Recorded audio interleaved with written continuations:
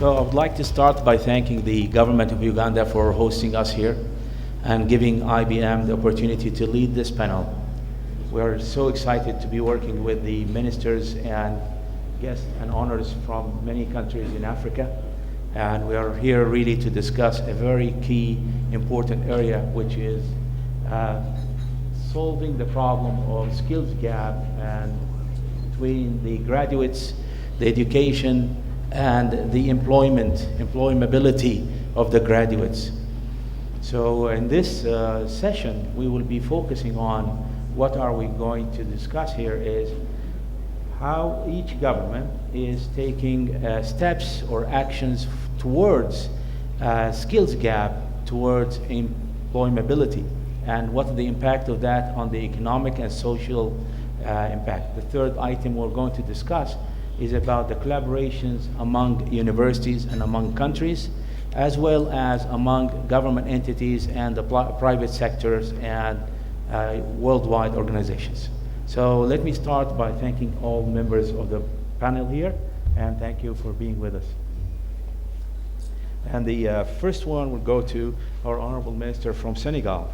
Earlier this year, you had a higher education summit in Dakar that identified a number of priorities areas. One area was the need to increase investment in higher education and actually pursue national development through graduate employability. Can you elaborate a little bit more about the outcome of that summit and what actually steps have been taken for the higher employability achievement?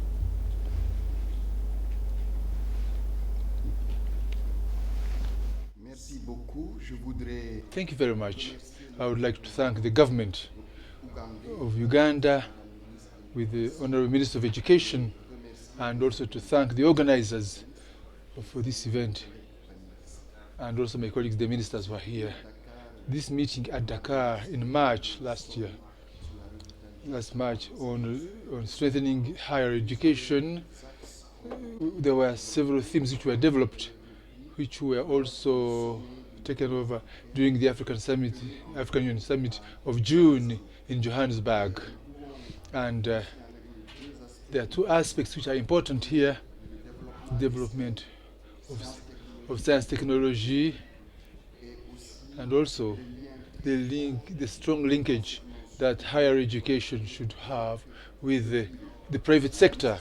The need also to have necessary funding in this direction. I would like to say Senegal has done a lot of work, because we are mobilizing for the last 5 years, 2012-2017, 302 billion CFA francs, equivalent to $600 million for infrastructure and equipment for operationalization. This has an important impact, because we are constructing 2 big universities, a second one in Dakar of 30,000 people for science and technology and management sciences, and another one in the center of the country, also 30,000 students to help in agriculture. We launched the program for the construction of professional institutions with focusing on companies, 14 of them in each region, and today there are 5 which are fully funded in the same way in order to support the environment for work. We have started the construction of 100 practical works classrooms, so that the students can have the possibility to exercise themselves. There are several funds which have been put in place, especially private sector funds for education, and another fund for professional training. Obviously, universities have signed contracts for performance, and these performance contracts, the employability of the students is a key indicator. The same way we are going to launch next November, the Senegalese program for the youth, for the employment of the youth. You can have it on the website. We have already started to work on that, and we would like to have 500,000 young people in companies for 2 years, and after 2 years, and we will go to 1,000 students in this program. We are going to ask, we are going to improve to make sure that small and medium enterprises become more innovative and using students from Thank you. institutions of higher learning. Now we go to the Honorable Minister Maria.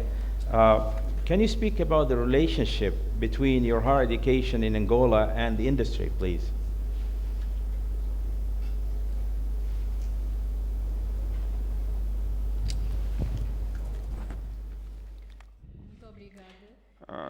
Thank you very much. First of all, I'd like to thank the government of Uganda, particularly Ministry of Education, and also all the organizers for this event, which once again invited Angola to be present. When we talk about universities and the industrial sector, we are currently developing partnerships between 100 institutions of higher learning and different sectors, and especially in the manufacturing.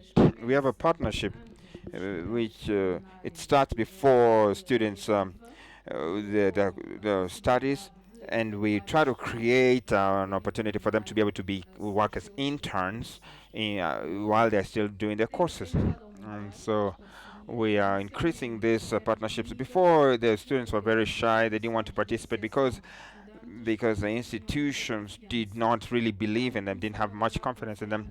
And so once the students got more confidence and they felt like they were appreciated by these institutions, they then started being more interested in working in these institutions.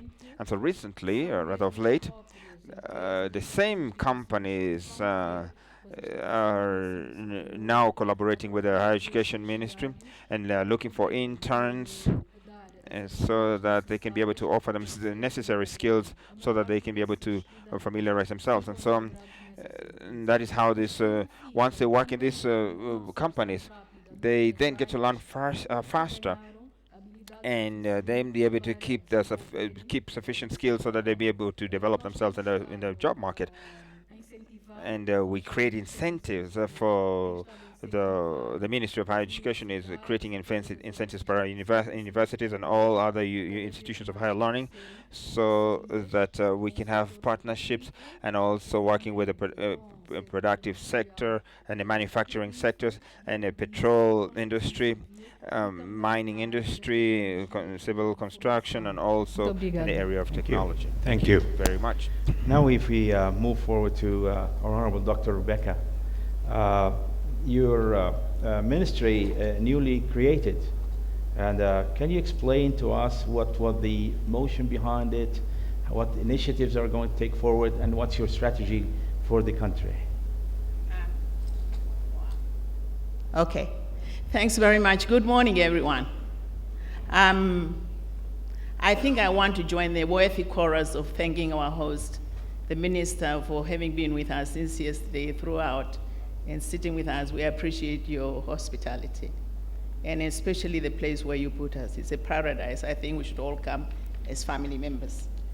I'm very honored to represent my country at this forum, and I'm grateful to the organizers for having invited me. I've just been a Deputy Minister of Higher Education, Training and Innovation since March this year, so I'm a new minister in that portfolio. However, I had been a Deputy Minister of Education when it was together and not separated for another 5 years, 2005 to 10.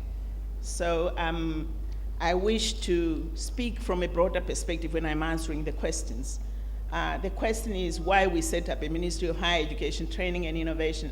And I think it's very important that once you have a name, in a name there are lots of ideas. So there is higher education in that, there is training in that, which means is vocational education, and then you have to innovate new ways of doing things. So I think why we created the ministry out of another ministry, we found it was very huge to handle it as one block and one whole ministry. And because it's one whole ministry, and we had the MDGs that said UPE, everybody was working towards the UPA, and for some reason, which is the universal primary education, and we neglected higher education. And when you want attention to be paid to something, you foreground it. And I think that's why it was a matter of foregrounding. And yes, it is a transition from higher education being seen as part of the whole, but being brought to the fore to be seen as a unique way of looking at education, and also to infuse in that a training element of higher education, because higher education has been seen as an academic area or arena where people fail academically and then go to vocational education. I think what we want to do with this creation is to bring a balance between an academic education, higher education system, and that recognizes vocational education as part thereof. Thank you. Thank you. We move forward to Honorable Mr. Permanent Minister, Secretary. To improve skills, which is actually one of the main themes of our discussion here, the skills gap, and increase your intake within higher education, your government has set a target for increased environment, and also there are going to be an enrollment increase in your education by 2020. Is there any kind of plan, strategy, what's actually going to be done for this skills gap for this program that will be accomplished by 2020?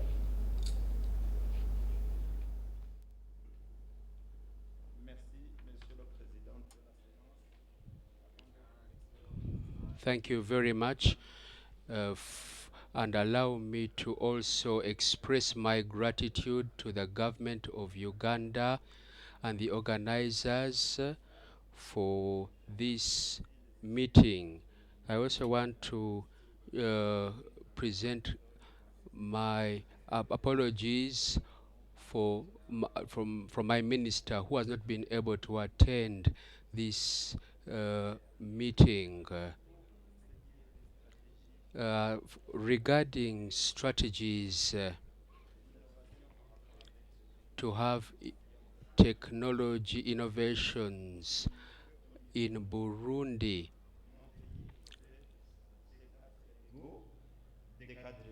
my country has tried to focus on science, technology, and innovations.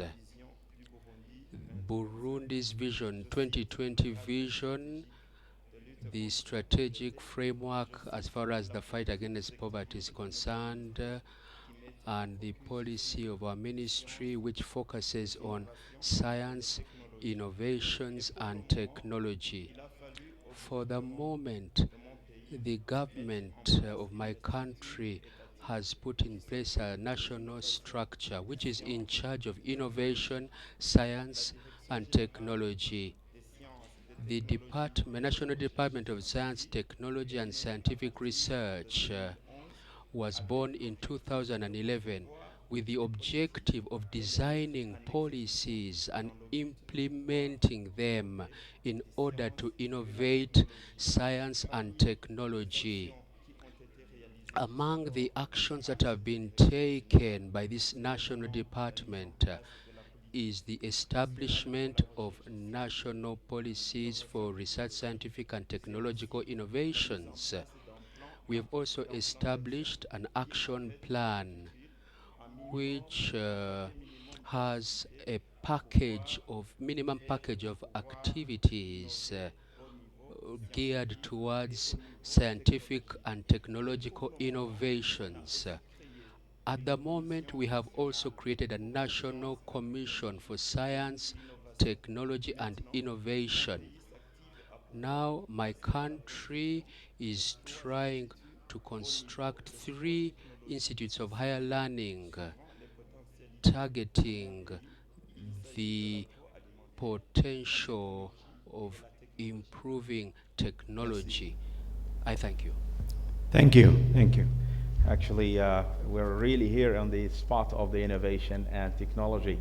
The question now to the Rwanda representative. Professor, we are seeing that the education in Africa in general was really depending in the humanitarian studies more than the technology and scientific studies for the past. And most countries are taking a steps forward, as we just discussed here, about technology and innovation and providing skills and training, and I also putting strategy for that. Can you provide us with some insight? How is Rwanda transitioning from that kind of the old model to the new model and bringing technology and innovation to the forefront?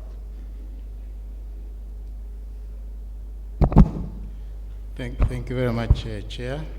And just like my honorable members of the panel have spoken, I would like to take this opportunity to first of all thank the government of Uganda for the hospitality and also for the organizers to invite me to be part of this panel, which has so many ministers. I feel very much honored.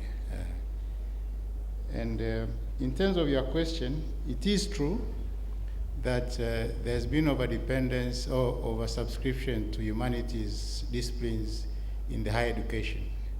And there are reasons for this. One of the reasons that they are cheap to offer, so they take less investment in terms of government and also individuals.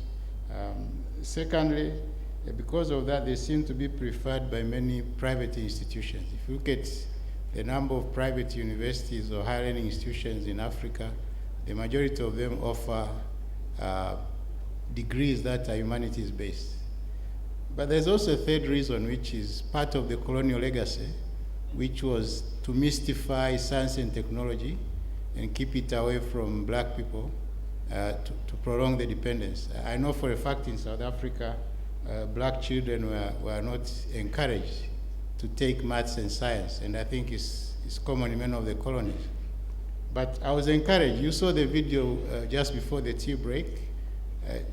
Black children in love with mathematics, which I think is a big step forward. So we need to know that it's not true that science and technology is a preserve of for the colonialists or the former colonies. So yes, it is important that we move towards increasing science and technology for a number of reasons.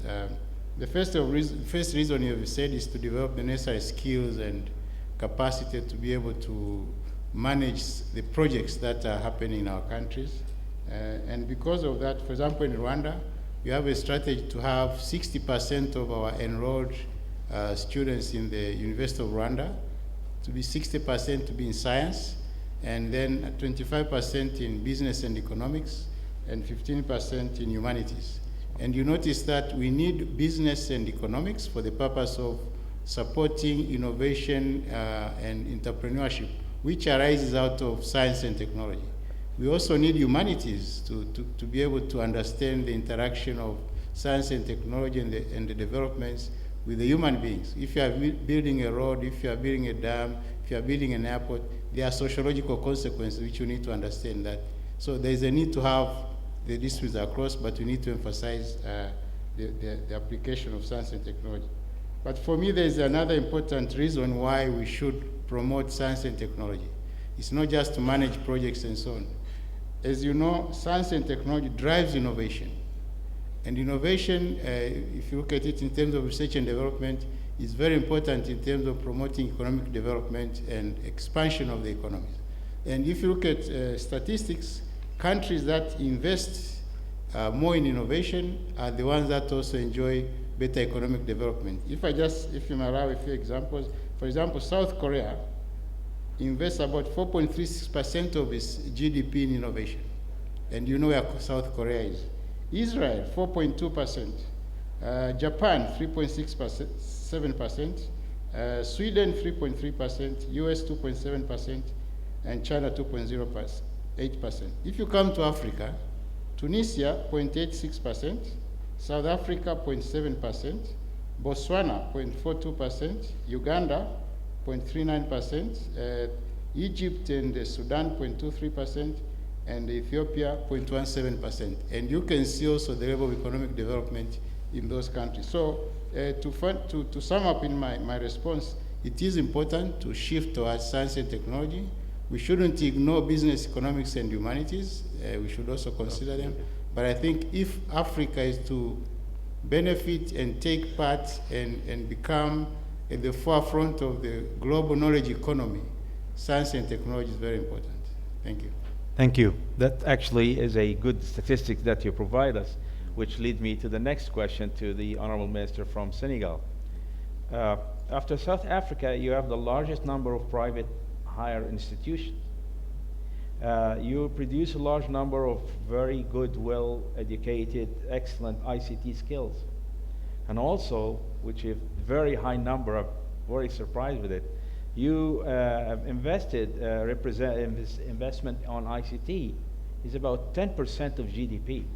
This is very high than any number we just heard, even the Korean, the US, and the Europeans. And overall, what's the overall strategy with this high investment, and what's your goal at the end? Do you want to be the champion ICT in the whole African continent? Wait. Thank you. I just said 2 weeks ago, Senegal would like to be a digital pole and want to be the leaders. Obviously, the ICT have contributed a lot to the classification of Senegal. In the report of innovation in 2015, where Senegal is 6th, and Senegal is part of the 3 countries which have progressed most with South Africa and Mauritius. The ICT taught in Senegal since 1990. We have been training people at degree level, both BA and masters. From 2000, we are also having doctors in collaboration with the European and American universities. And since 2005, 2008, our doctoral schools are autonomous. Senegal has put in place a major program. We completed the internal connectivity of all our public universities.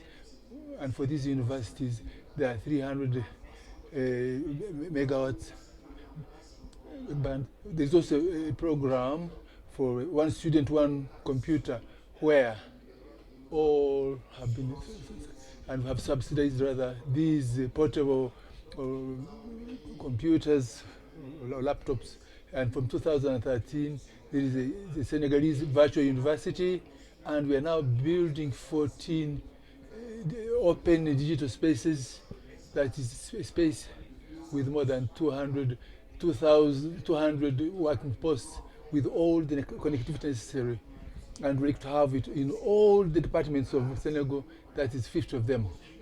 We have already built 14, and we have also put at the disposal, available the universities, direct science training, and other international data bank, and students have free access to all that. And we should also add to that universities have put in place incubators. There's one in Dakar, one in St. Louis, and in the framework of open competition by the Association of African Universities on the funding, by the funding of the World Bank, Senegal has obtained the African Center of Excellence in Mathematics and Information Technology and Communication. The Senegalese government, in the framework of Emerging Senegal program, puts the digital economy among the first priorities we are putting in place. The second urban pole in Dakar at Yamajo, in which obviously the digital economy will have a major role to play, since many companies for development are international level are coming to Dakar to use our human resources, which today are found in Europe, in America, Africa, and which are recognized for their quality and which are trained locally.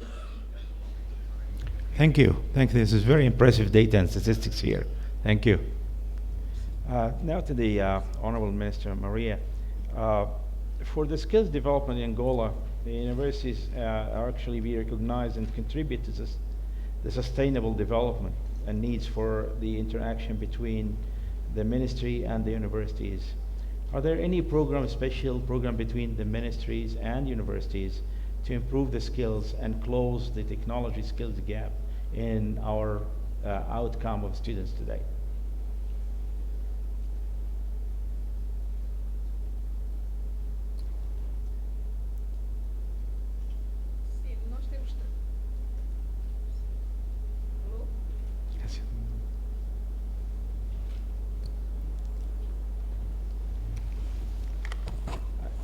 Thank you. Alô? Yes.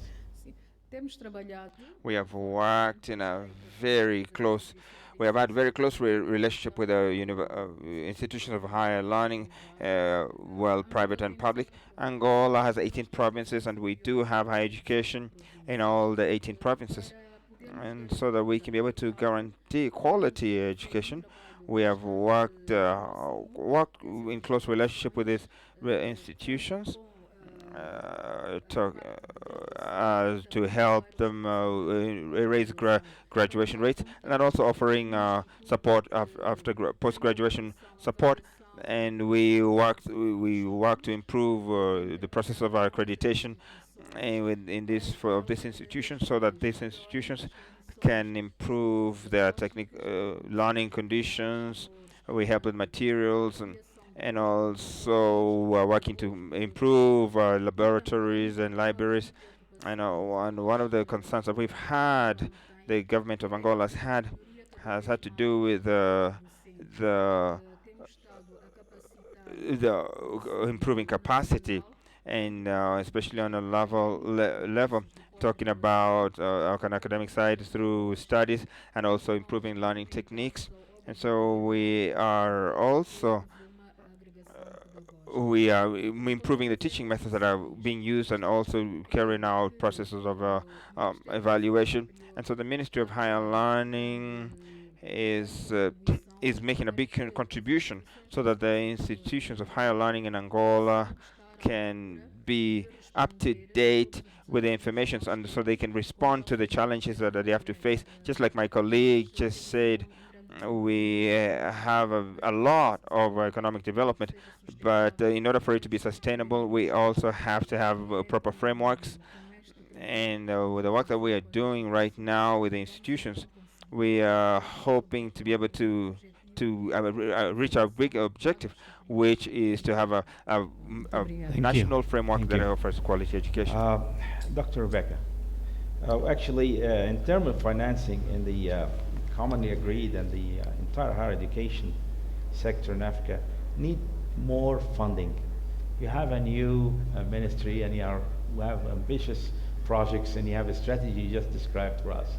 What kind of national budget that's been put in place, and what also are you expecting from the companies representing and the private sector around the conference like this? Wow, that's a question. Yeah. Hello. What are you doing with my mic? Hello. Yeah. That's a mouthful of a question, because it's talking to financing, it's talking to universities, and also talking to our partners. I want to say, as ministers of education across Africa, for us, provision of education is not optional, it's a matter of political will, and there is a social responsibility to it. And in fact, we see education provision as a community dish that must translate into what the people could put on their table in terms of FEMA and so on. So you put your money where your mouth is. And I think, and it starts with you finance because you have prioritized. And I think in Southern Africa, particularly in Namibia, we have been prioritizing education since independence, spending not less than 24% of the GDP on education. And at independence, we spend more than that, but we've been reducing it and refocusing it. We are also a member of the AU that has determined and given a directive that African countries should not spend less than 20% of their GDP on education. I don't know where other countries are in that respect. So in compliance with that, we continue to spend 24% and above of our GDP on education as a whole. Having said that, I think higher education should also entail universities, and I've been a university professor for about 20 years before I joined the ministry, so I'm very passionate about university education. But I think in Africa, we have to look historically to what we used to have. Makerere University of Uganda used to be the University of East Africa. You had Imbadans of Nigeria and others who were University for West Africa. People used, of course, you can even start with Furabey College in Sierra Leone. People used to share universities. And I think as a matter of agency for financing education and reducing financing education, it's not necessarily that we should build more universities. We should be able to create a database of African universities, find out which one is stronger in which area, and therefore send our children across the board so that they will also have mobility within and outside Africa. So I think financing education to us is a matter of must be done. It's not a matter of choice. Did it answer your question? Our partners, they are welcome. Van Wyk, who was here this morning, talked from a ministry of, we have two ministries in Namibia, Ministry of Education, Arts and Culture, where he spoke from. But it used to be one ministry. But since March, we have created another ministry, which is Higher Education, Training and Innovation, that I'm representing this morning. So we are working together with the partners, and I think the partnership of equal benefit will continue. Thank you. Thank you. There's a lot of activities and innovation and improvement here, especially the ideas of collaboration among countries, not just universities within one country. The collaboration among the top universities among countries is a wonderful idea, and I think that will solve a lot of ICT challenges until each country can build their own ICT skills and university capability. We go now to our honorable from Burundi. Burundi, may I ask, it's a youthful population, and 2/3 of your population is under age 25. Are you focusing your skills development in a select number of sectors, industries? How are you going to absorb all these talent coming out, young generation ready for work?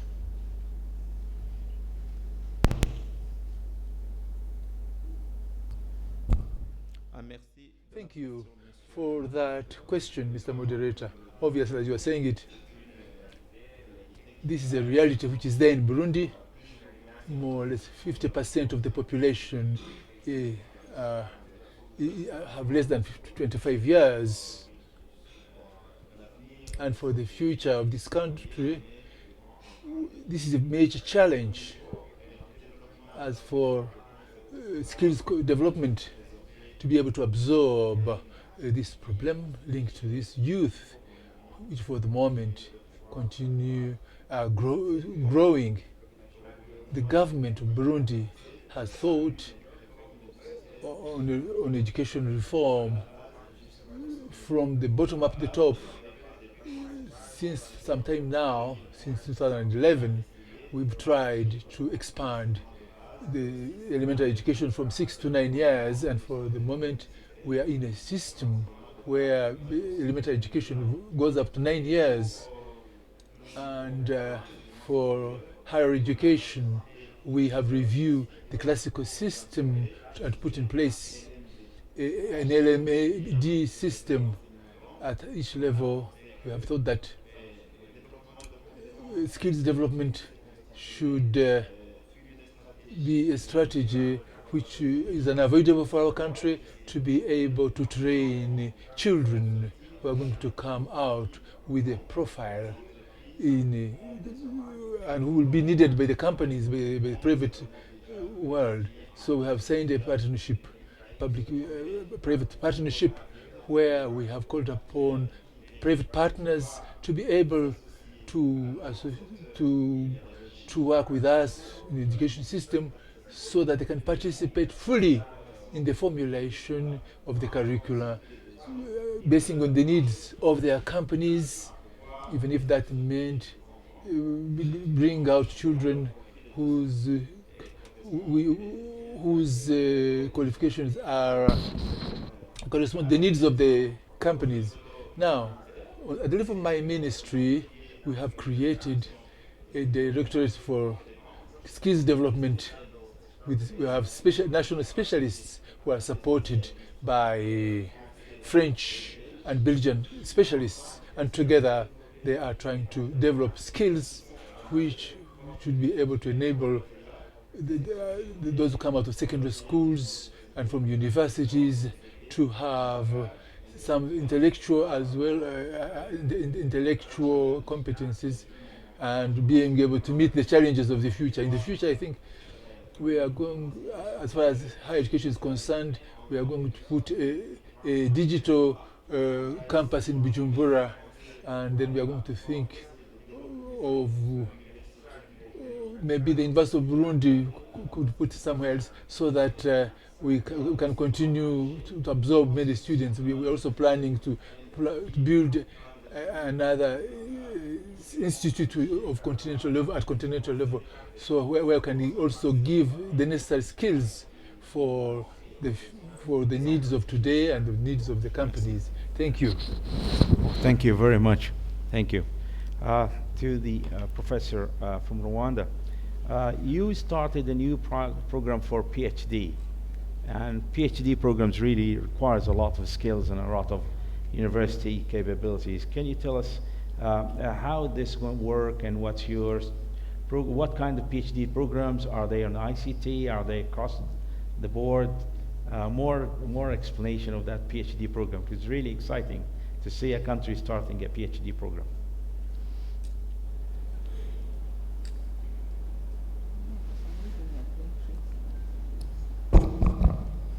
There's a technological challenge here. I don't know. That's fine. Thank you, Chair. Yeah, the whole idea of PhD training, I think, stems from the fact that if African countries are to benefit or to participate actively in the global knowledge economy, it's important that we have our staff trained and our researchers trained to PhD level, because there is a strong correlation between capacity to do meaningful and impactful research with PhD training. So there is that driver of developing that skill. In many countries in Africa, the skill is not available in many of these universities. So there are some universities with the capacity to provide PhD training, and the others which are not able to provide PhD training. In Rwanda, for example, if you look at the University of Rwanda, less than about 19% of the staff have got PhDs. But for a research university, I would like to drive this capacity to almost 60%. And same thing across. Now, what we looked at is the hub and spoke model, which is designed to, if you like, to find a way of rationalizing resources in terms of training people at PhD level, but also increasing the research capacity. And I share the views by Minister Ndjoze-Ojo from Namibia about the need to have concentrated centers of excellence where you can have training instead of each country trying to develop that capacity. In Africa, there are over 900 universities or higher learning institutions, and not all of those have, and not all of them should have the capacity to train people at a PhD level. So the hub and spoke model, you have institutions that are research intensive, they have the capacity to train PhDs, being the hubs. And then the spokes are the institutions that have got low or middle level capacity of offering PhDs.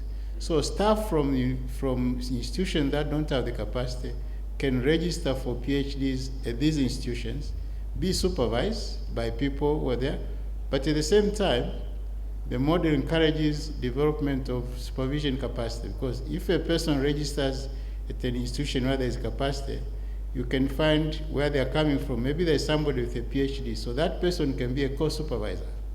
And with time, they get skills to supervise.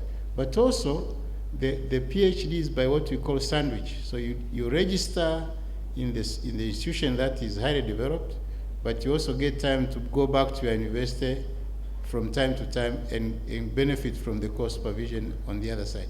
So by that means, you have the sharing of resources. And this model, if you look at it now, is being applied even by the World Bank and the African Development Bank. The World Bank has got this system of centers of excellence. The phase one was for West Africa and Central Africa. A number of centers of excellence are funded by World Bank. But now the phase two, the submission of the proposals is tomorrow, is for Eastern and Southern Africa, where you identify centers of excellence, but people can be associated with those centers as spokes as well. And I think that's a better way of rationalizing resources. And maybe before I finish, I think this idea of collaboration in training is becoming more and more supported because of the successes of the regional economic blocks. Previously, we had these regional universities like Makerere was known for agriculture and medicine in East Africa, Nairobi for engineering, Dar es Salaam for law. But then it broke up because I think countries tended to become more nationalistic. Each country wanted to start its own university. But as we progressed, there was the realization that we can actually achieve more by working together. So you have SADC, you have ECOWAS, you have East African Community, and because of these successes in the need to work together as regions, the success of regional centers of excellence is becoming more guaranteed because people don't see themselves as having to train in their own countries. They can go and get the knowledge elsewhere. It's part of that regional excellency, and it also encourages mobility and also globalization of education. Thank you. Oh, thank you. I think this is an exciting panel. If I had another 2 hours, we could have continued with this exciting ideas. Collaboration among universities, collaboration among countries, hubs and spokes, center of excellence across the continent. And I think this is a very exciting start. And we're all happy to hear what we just heard. And from the private sector and the call it the business side of the work, we are here to help, and we'll be more than happy to see how the private sector can engage with you. Thanks to the panel, and thank you all for attending.